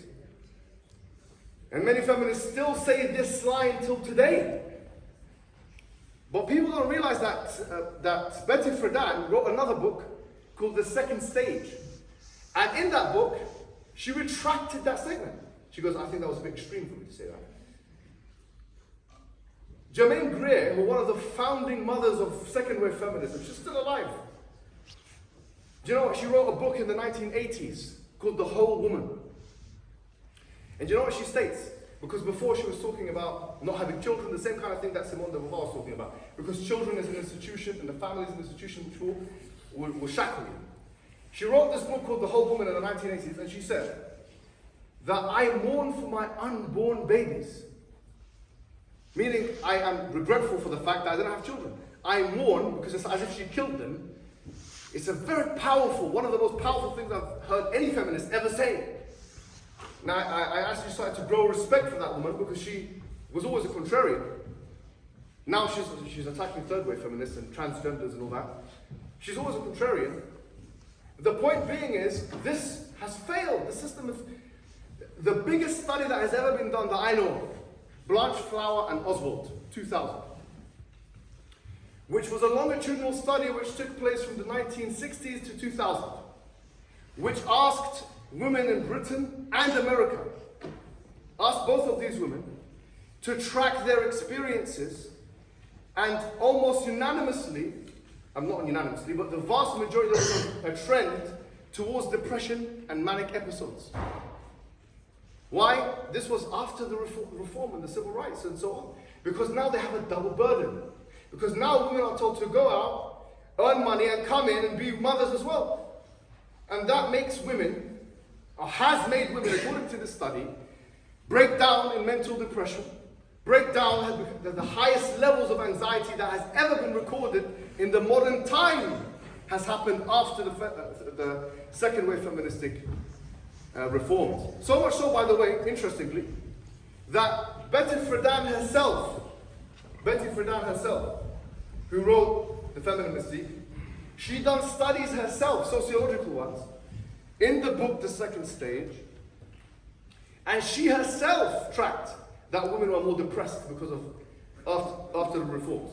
And the point I'm making is, it's a failed experiment. It's a failed experiment. I was just having a conversation with one person, his name is Nicholas Wolfinger. He's seen as one of the leading experts in demography. And I asked him, it's actually on my YouTube channel, it doesn't have that many views, but people are really interested in this stuff, right? I asked him, what are the most stable families for children? What are the most advantageous families for children in terms of education, in terms of lack of criminality, etc.? You know what he said? He said he wrote a book called The Cycle of Divorce. He wrote many books. He said, according to the data that he's been analyzing, that it's traditionalist, complementarian, conservative families, nuclear families, where there is a breadwinner man and there's that kind of structure. That's what he said. And he even surprised me by telling me that within that category, there's a category of even more successful people, successful children, or advantageous, which is the category of religious people. He said that, to be fair, you can see this, I'm not putting words in his mouth. He said it doesn't have to be any particular religion, but so long as it's ritual and it's consistent. So the data is firmly against feminism, firmly against it. In so much as the egalitarian system has proven to be a failure for women's rights, a failure for women's health, and a failure for children's rights. A complete failure for children's rights. And so, sorry, I just went into a tirade, but in a nutshell, to answer your question, the assumption is one of egalitarianism between men and women, and which we don't believe in. And we have good reason, as I've just shown, to not believe in it. We believe there should be exceptions, there should be, and that is in the interest, if you want stable families and less criminality in society and more educated people. I think all of us, whether we're religious or not, would want those things. Then the nuclear, conservative, whatever you want to call it, traditionalist, complementarian family, the religious one, in fact, is the best option. Does that answer the question? Do you want to, come back.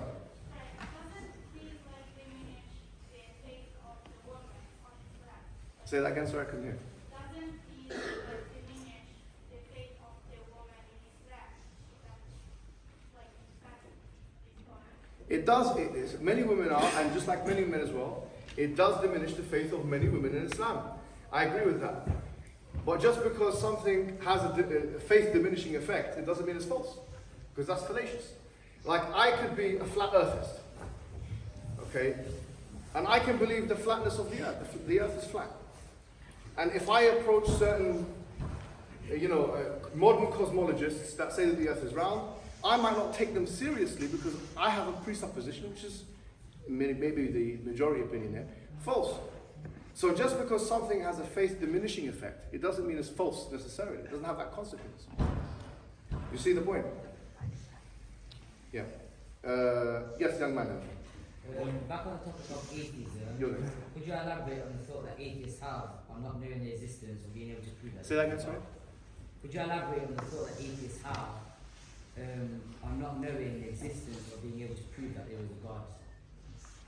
So what they say? No, what Islam says. Alright, okay. To prove that there is a God. So generally speaking, Islam asks a lot of questions. And it's not always the case that arguments are king, the best thing to do. The Quran asks the question, خُلُقُوا مِنْ غَيْرِ شَيْءٍ. Were they created from nothing? أَمْ هُمُ الْخَالِقُونَ. Or were they themselves the creators of themselves? أَمْ خَلَقُوا السَّمَاوَاتِ وَالْأَرْضِ. Did they create the heavens and the earth? بَلْ لَا يُوقِنُونَ. They have no certainty. So the point is, it's impossible for something to come from nothing.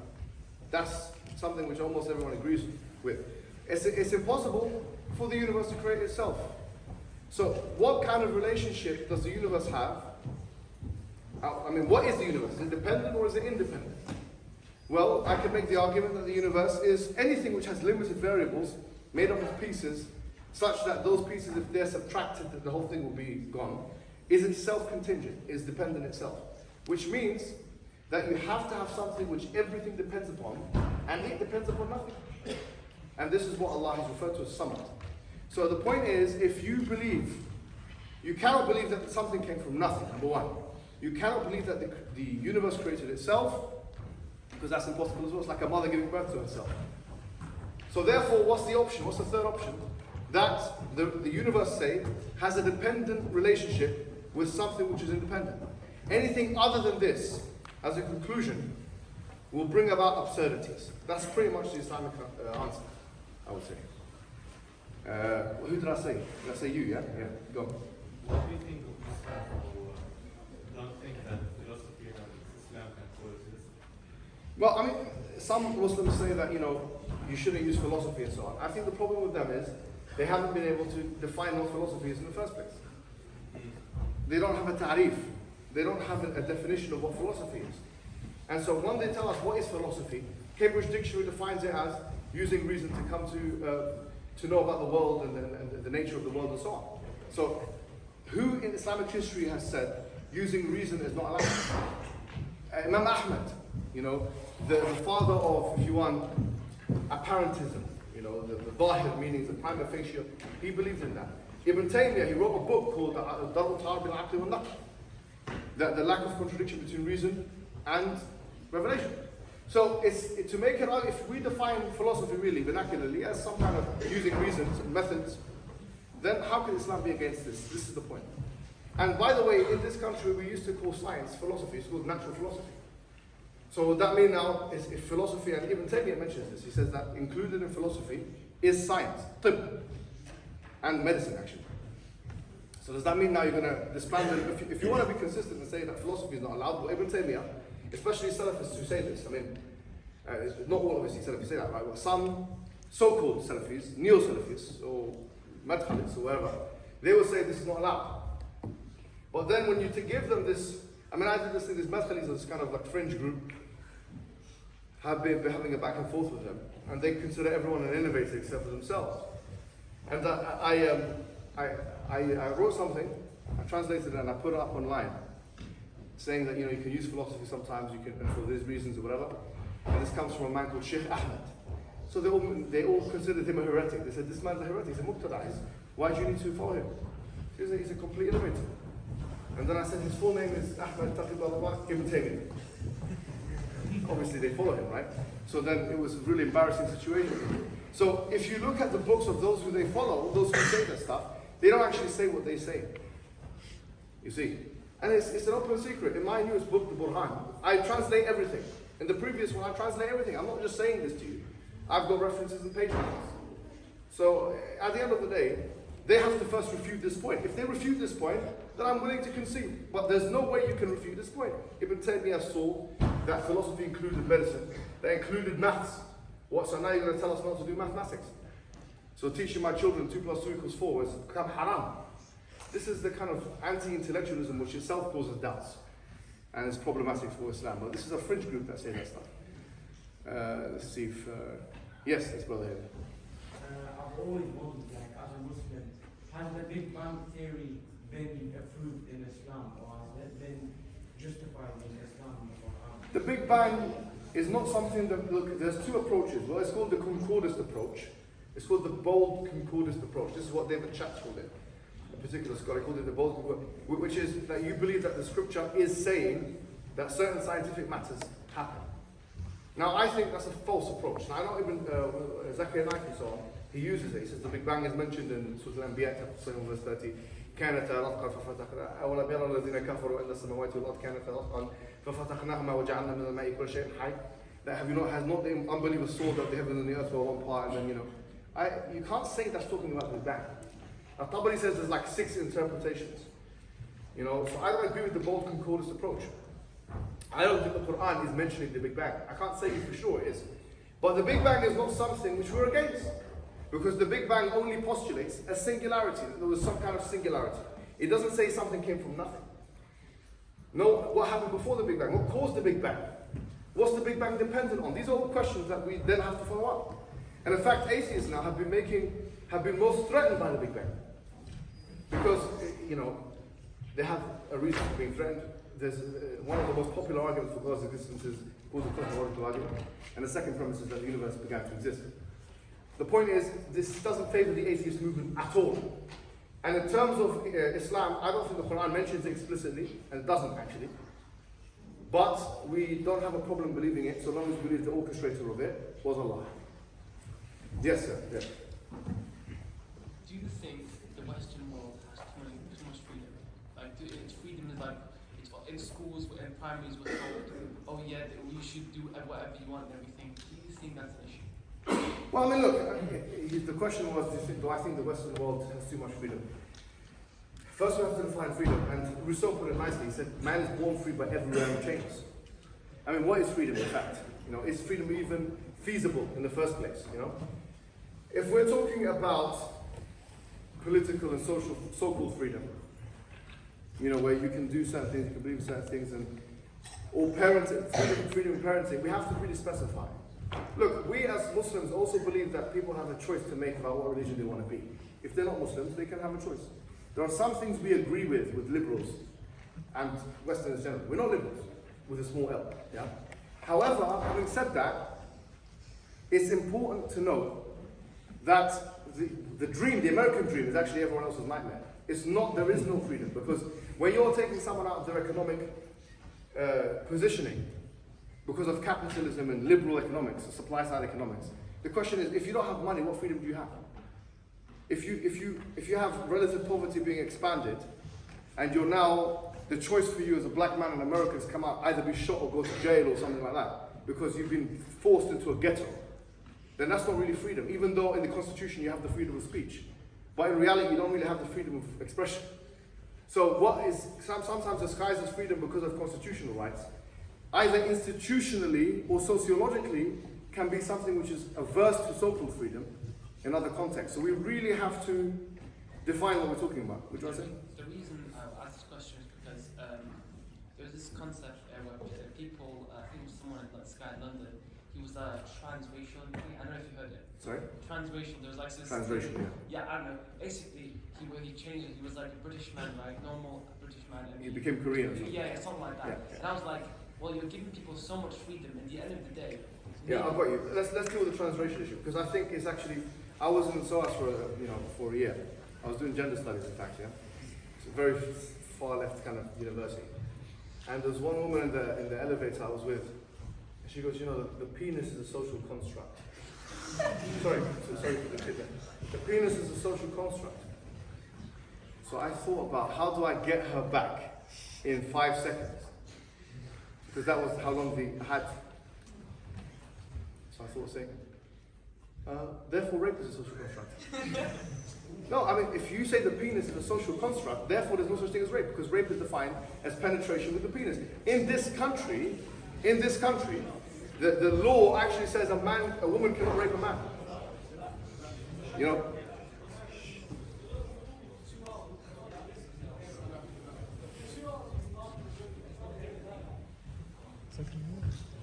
Yeah.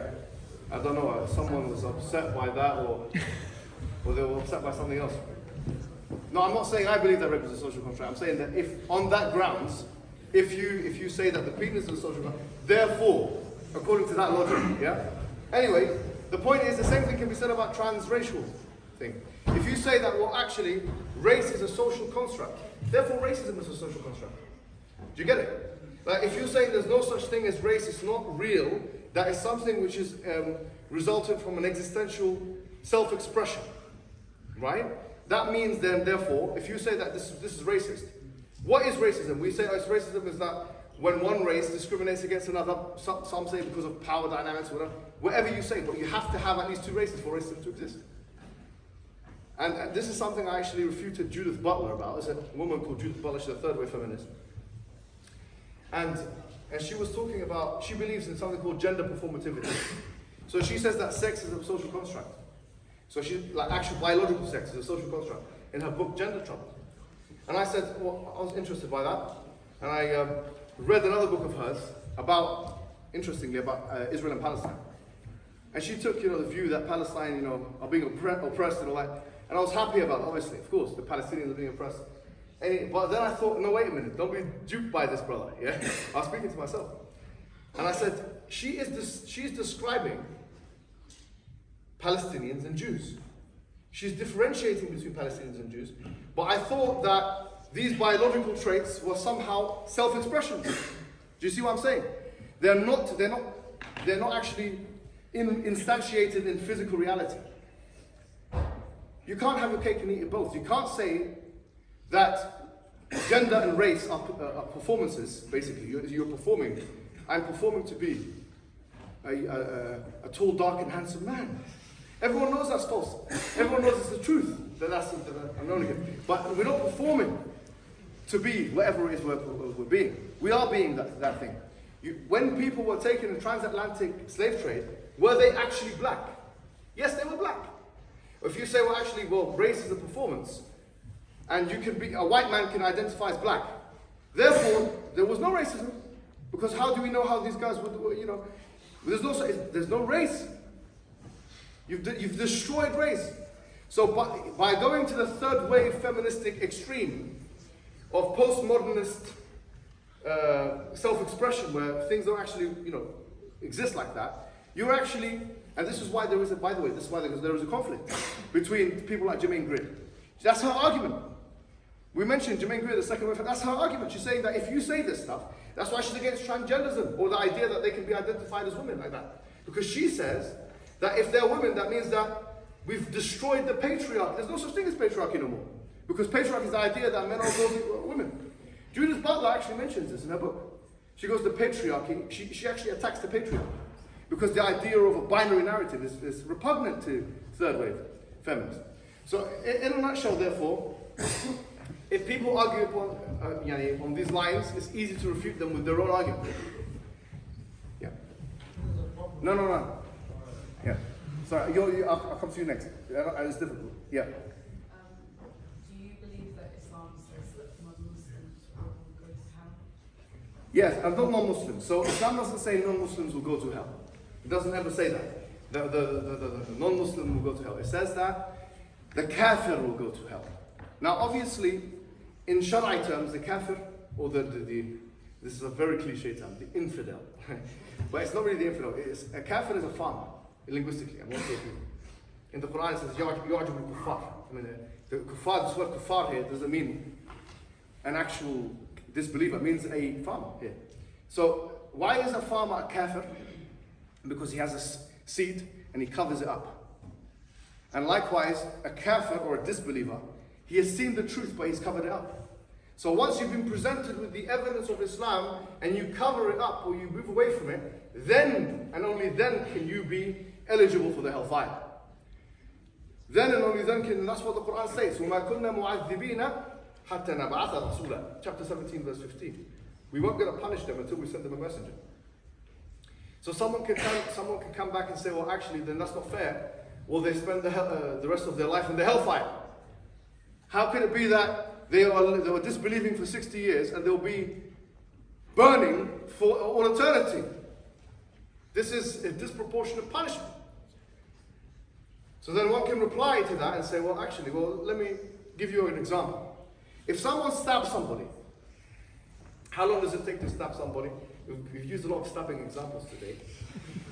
It takes about 1 second, 2, 3 seconds, right? Put a knife in someone's heart, kill them. Now imagine if a killer, a murderer, killed someone in 1 second, and then he's now goes to court, and he's put in front of a judge, and they say, so you killed him, and we've got the witnesses, and we've got the CCTV. So you've got life in prison, my friend. And he says, no. He says, it took me 1 second to kill him, put me in prison for 1 second. Because that's the proportionate punishment. Does that sound like it's an intelligible and coherent theory? No, it doesn't. Because the judge will reply, and so will everybody say, that it's not about how long it took you to do the thing. It's about the severity of the crime. Now, kufr, if you do it for 1 second, it's not about, or disbelief, it's not about how long it took you to do the thing, but it's about the severity of the crime. If I brought a child here, baby boy or a girl, and cut it into 2 pieces, everyone here would say it's abhorrent. But if I got a small leaf or an ant and put my finger on it like that, put my finger on an ant and killed the ant, you may still think that's wrong, but not as bad as killing the child. But what differentiates, what's the marker of differentiation of the ant to the child? You'll say that the child is conscious, can have free will, is a moral agent, and so on. And therefore, it's got more attributes. And if you kill a child, you're committing a more heinous act because the child has got more attributes than the ant. Well, I'll say the one with ultimate attributes, what happens when you transgress their laws? Because if the idea is, the more that you transgress against something with high attributes, the more problematic it is. Then the one with ultimate attributes, if you transgress against that one, and you misappropriate your action or your worship of someone to another god or whatever it may be, then in that case, you're going against that with unlimited attributes. And so your punishment should be unlimited. But because the reason why we don't understand, a lot of people find it unintelligible, that the hellfire is a punishment, literal. We believe it. It's real. We believe in a hellfire that will burn people for eternity. That's undoubtedly what the Muslims believe. And what Christians believe as well. These 2 religions only, by the way. Jews don't believe in that. They don't have a hellfire in the Old Testament. They have other conceptions, but it's not a hellfire. And other religions believe in reincarnation, all these other kinds of eschatological things. But these 2 religions are very clear. There is a hellfire and it will burn the people. And there is that punishment is actually appropriate punishment. Why? Because the act you're committing is very, very severe. It's in fact the most severe act you could commit. And so the punishment that you get is the most severe punishment you can have. Now, any argument after this is an emotional one. It's not fair and this and that and whatever. No one can use this, oh well, people are going to be burning in the hellfire forever, as an argument against Islam. There is no line of argumentation. It just doesn't seem appealing. Because we are pleasure-seeking individuals who think that everything we should have pleasure all the time. We have entitlement schemers. We think that we deserve no discomfort. If we go through some bad time in this world, in this life, sometimes we blame God. Because we think the assumption is we should always be entitled to pleasure and comfort. That's not the assumption of Islam. Do you want to ask another question? You're putting your hand up. Isn't there a problem of Salah for our children? Sorry, who's speaking? You. No, I was asking the sister first. I'll come to you. Yeah. No. It's my fault. Sorry, I'm still confused because I have a lot of Christian friends and they're really good people and they have their beliefs because of the families that want to do, similar to how I have my beliefs. Why would Allah create these people interesting others, interesting acts, and then bring them to the day of judgment and say to them that you need to? Alright, so that's a good question. See, once again, it seems, do you know there's a book that's written by someone called Paul Bloom? And it's a very interesting book. It's called Against Empathy. And he's not making an argument that you shouldn't be empathetic, but he's saying that if you use empathy as a means of moralizing, it's a very poor way of moralizing. Do you know why? Because he says it's indiscriminate and it's innumerate. So for example, recently, I was very touched, I'm not sure if you guys saw it as well, when that Moroccan boy was in the well. Honestly, because my son is half Moroccan himself, my wife is Moroccan, wallahi, I felt really sad. I imagine my own son, he's the same age. I actually almost like got really emotional for that. But then I thought to myself, why, I mean, am I right to be emotional? You know. However, there are bigger things that are happening in the world than the boy in the well. There are kids in sub-Saharan Africa that are dying in droves and multitudes on a daily basis. But because we have not been exposed to their story, we have a tendency to become innumerate and discriminatory. Meaning, his pain, which was as I say, I was very emotional myself, becomes the main focus. So when that girl, that white girl, what's her name? Madeleine McCann. What's her name? McCann, yeah. Sorry? Madeleine McCann. When she got lost, the media attention was so disproportionate. There are, in this country, there are ethnic kids that I don't know of one black kid or one Asian kid that's ever had the coverage that that kid has had. So Bloom also makes the point that when you empathize when you moralize using empathy, you can become racist. Because people sometimes they sympathize to their own, or they care about their own tribe, or they care about their own nation. And so the reason why I brought this to you is because if we have friends, we may think, well, I've got all these friends, they're nice people, they're good. Why would Allah you might even have parents, like, your parent raised you, and they're not Muslim parents, and you think, why would Allah put them? But what you're doing here, you're smuggling in a fallacious premise, which is what? Which is, I empathize with this person, I sympathize with them, therefore justice is being merciful to them because I would be merciful to them. Not necessarily. There's no line of argumentation there. So using empathy to moralize is innumerate, is discriminatory, and it actually does not resolve any issues. Because human beings are weak in so much as that they can use emotional judgment to sometimes come to fallacious conclusions. And that's why the Quran actually warns against this. When telling us to implement certain laws, is وَلَا تَأْخُذْكُمْ رَأْفَةً فِي دِينِ اللَّهِ. Don't let compassion override you in this situation, because sometimes compassion can be a vice. If like this guy Breivik, sorry to say, killed 77 people in Norway, and now the Norwegians, like the public, they were asking them, what do you think? Should he be given the death penalty? Most of them were like, no. He killed 77 people, children even. 77, and now he's complaining because his television is not big enough or something in the cell. It's ridiculous, I'm sorry to say. Because compassion in a situation where justice is needed is injustice. And so because Allah, He is all just, He knows exactly how to deal with every single situation. We might have some emotional inclinations towards people in our lives, but we cannot let that obscure the fact that number one, we're not more merciful than Allah. There's a hadith that says that there's a woman, her child was missing, and then she found her child and she brought it into her clothes and started, taking the milk and so on, and it was a very emotional moment. And the Prophet Muhammad said that Allah is more merciful with His slaves than she is with her child.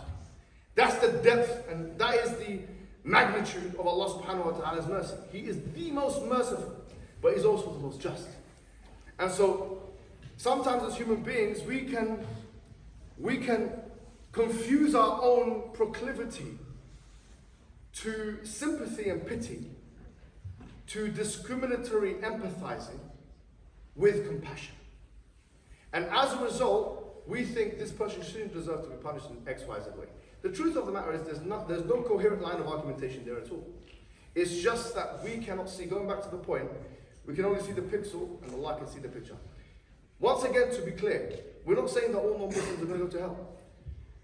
We're not saying that at all, because there's some non-Muslims that could die atheists and die mushrik, yes, but they have never been exposed to Islam, or if they have been exposed to Islam, it would be a distorted understanding of it, or an insufficient understanding of it, and then they will be, according to our eschatology, they will be raised on the Day of Judgment and tested, and then Allah subhanahu wa ta'ala may bring them in heaven. This is what we do believe. So, you know, in a nutshell, therefore, whatever Allah does is going to be the most just thing to do. But if we find it problematic, it's one of two things. A, that we're employing this emotional stance, making emotional argument, and that's obscuring our judgment. And or B, that we don't respect the tawheed of Allah and the shirk against Him enough. These are the two reasons why people would have an issue with this. They're not, or three, they're not fully convinced with the religion of Islam. I'm not, you know, pointing at anyone, but I'm just saying these are the root causes why people have these doubts. Yeah. One more question. Who's going to be the? Okay, this guy. Yes. Yes, you. I'm sorry. Because this is very critical point here, and I'm sorry if I'm not trying to corner you or something. Yeah. But my question is, when it comes to this concept, because we hear this a lot, even from Sheikh Al-Azhar Ahmed Tayyib, he wants to discuss this topic. So we have non-Muslims who haven't been properly introduced to Islam, such as the general public in the UK, for example, my neighbor, my work colleague. People just who really don't care about this thing, just to get on with their lives, okay? And we have Muslims who commit sins, sometimes maybe kabair or stuff like that. But at the end of the day, they have witnessed, they testified, they said shahada, basically they are Muslims. And the argument that says that people, the non-Muslim who haven't been properly introduced to Islam or exposed to it, are considered Ahl al-Fatra, and this means they are not going to be punished on the Day of Judgment. However, the Muslim who committed kabair or sins or whatever would be punished. Wouldn't you think some Muslims might think this is a little bit, astaghfirullah, I don't say that, it's unfair? I mean, this guy has did whatever he liked throughout his life, whatever pleasures and stuff like that, but he's not going to be punished only because he wasn't properly exposed to Islam. While I, who I like, for example, not me, who prayed and blessed Allah, but I did some like kabair or sins, and I'll be punished. So this argument, yeah, okay, so with this, because I think everyone heard you, because your voice, mashallah, very strong. I'm not going to repeat the bit. But what I was going to say is that the thing is, the test on the Day of Judgment, no one knows how it's going to be like. So everything about the assumption, going back to APECA, right? The assumption is that we know that what the test on the Day of Judgment is going to entail. Yes, we are on a battleground, yes, we're on a testing ground, but the Day of Judgment is a day that's 50,000 years. We don't know what kind of test, how long that's going to be, and how difficult that's going to be. But we know that Allah is al-Adl, He's the most just. And so we know that the tests that we have faced in this dunya, at least that level of test will be given to the people on the Day of Judgment who have not been exposed to Islam in a sufficient way. And I think what's really important here, to add to this point, is that we believe in the concept of fitrah. Like, and this is, as we've mentioned before, something we're born with, and it's been kind of mentioned now. I've mentioned Justin Barrett before, 2011, where he talks about the innate, he calls it receptivity to believing in God. People are born already believing in a higher power. Okay? Now the fact, and Descartes calls this the autograph of God, that we're born like, kind of like, already programmed to believe in God, a higher power. 90% of the American public, despite the fact that a lot of them are irreligious, 90% according to Pew, believe in a higher power. 90%, 90. So it's something, the belief in a higher power is something we should click with the individual really quickly. No one is born believing that Muhammad is a messenger. I'm not saying that. And no one is, sallallahu alaihi wasallam, and no one is born believing Jesus is God either. Yeah, that's the thing. If someone believes Jesus is God, that He should be described with unlimited attributes, that He's the all-powerful, the all-merciful, all that stuff, a human being, a Middle Eastern human being, like me and you. Middle Eastern, sorry to say, but we're Middle Eastern. It's ironic sometimes that, you know, the Americans, the redneck, sorry to say, or whatever, the Bible Belt, I'm not sure if that's the derogatory term, and if it is, I apologize for it, but you know, these kind of people, hillbillies, is that not a derogatory term or not? I keep doing it, I'm not sure if I'm doing it intentionally at this point or not. That they, you know, they hate the Middle East, but they're worshipping a Middle Eastern man. I mean, Jesus was not a white guy, he was not from the Caucasus region, he was not from Norway, he was not an Anglo-Saxon. You know, he was a Middle Eastern man. We cannot believe that a Middle Eastern man is God. And we're saying that even a 6-year-old with faculties, rational faculties intact, will not accept this proposition. They will have to be socialized into it. That's what the Prophet ﷺ said. كُلُّ مَوْلُودٍ يُولَدُ عَلَى الْفِطْرَةِ. That every born child is born on the innate predisposition. This thing that Barrett mentioned, the innate receptivity to believing in God. And then his parents socialize him into being Christian. So he's been socialized by his parents, but he's already been programmed by Allah. He's already been programmed by Allah. So in theory, when that person is reintroduced to the unity of God, Tawheed, monotheism, pure monotheism, they should revert back to their original way. That's what should happen in theory. Because they're already born like that. They were not born believing Jesus is God. And so if that's how it should be, then there's a heavy justification for the person who despite, because it's, subhanAllah, it's amazing how Allah, He doesn't punish people despite the fact that He programmed them to believe in Him. He only punishes them after He reminds them of their programming. That's why the Quran is referred to as dhikr, by the way. It's a reminder. But you can only be reminded of something if you've been told it before. And we've been told it before in the spiritual realm. This explains the cognitive reality, which is our proclivity to believing in a higher power. And so, this is why, so we might not understand it as the Muslims, actually. Many Muslims might not understand it because they've only believed in one Allah, one God, all their life. But to be honest with you, if you are you believe in triune God or Trinitarian, then this should really, really trigger you. What I am saying now should trigger you. That you have a heavy justification upon you. Because there's nothing intellectual at all in what you believe in. There's no evidence. There's no evidence to believe that the Father is all powerful, the Son is all powerful, the Holy Spirit is all powerful. There's no three all powerful, there's one. Allah says, مَا اتَّخَذَ اللَّهُ مِنْ وَلَدٍ وَمَا كَانَ مَعَهُ مِنْ إِلَهٍ إِذًا لَذَهَبَ كُلُّ إِلَهٍ بِمَا خَلَقَ وَلَعَلَ بَعْضُهُمْ عَلَى بَعْضٍ. That Allah did not take a son, He didn't have any good God with Him. Otherwise, they would have tried to take which that they created and they would have tried to dominate one another. Who wins in a fight? The father or the son? Sorry to put it crudely, like Dana White here, the UFC. Who wins? The father or the son? The son versus the Holy Spirit. Who wins? Who dominates who? The Quran says if you're all powerful, you should be undisputed.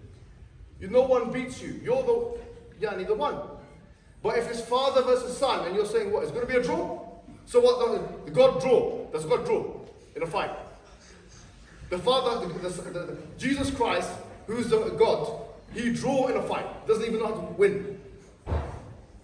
Alhamdulillah. What, the son is going to draw?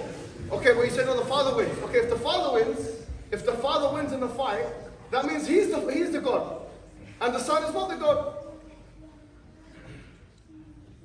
If they both lose, then neither of them are good. You've got three options. Either they both lose, both get double knockout, or fall like Amir Khan, glass jaw, this and that. First jab, he starts fucking Kell Brooks. Sorry to say. These guys know what I'm talking about. No, it's not. It's not a double knockout. They both lose. That means neither of them are good. If they draw, that means they're neither of them are God, because how could they compromise? How can a God need to draw in a fight? And if the father wins, then okay, then that one is the God. That's how simple the argument is. I've made it to the highest intellectual. No one has said anything. From the lowest levels, from when I was in year 6, I was making this argument. All the way through to the highest level, bona fide, intellectual apologist, William Lane Craig's types. William Lane Craig refuted me recently. I didn't even want to respond to him. His name is William Lane Craig. The highest level, he went to Birmingham, done his PhD there, 70 years old now. He says God is like a dog with 3 heads. That's what he says. That's what he has to say. God is like a dog with 3 heads. I say, my question is, he said, because he's trying to explain how it's 3 and 1 and 3. That's like Siamese twins. Are you going to tell me that the Siamese twins are one person? It's ridiculous. The dog can turn around and spit at the other, bite it. They're different entities. This is why even Haskar and his friends in the academy, they say this is ridiculous. No one has been able to solve this problem for 2,000 years. You cannot believe this. It's impossible to believe. Allah has made it so easy rationally. to doing fikak, to dismantle the idea of a trinity and polytheism. So easy that a child can understand it. So yes, there is a heavy justification for taking those people who deny the oneness of Allah and putting them in the hellfire forever because of what they have done. There is a heavy, and it's rational, it's natural, it's everything, every justification you can imagine. It makes sense in every way. Is that it? Jazakumullahu khairan.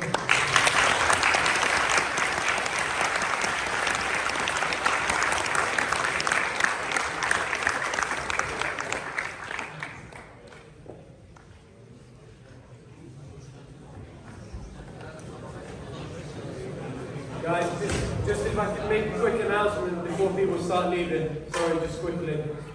So, inshallah, we'll also be having talks Thursday. Sheikh Shafi will be doing a talk on misconceptions in Islam. Also in here, same time, 6:15 p.m. And then Friday, we'll also have a talk by Yahya Rabi. Again, same time, 6:15 p.m.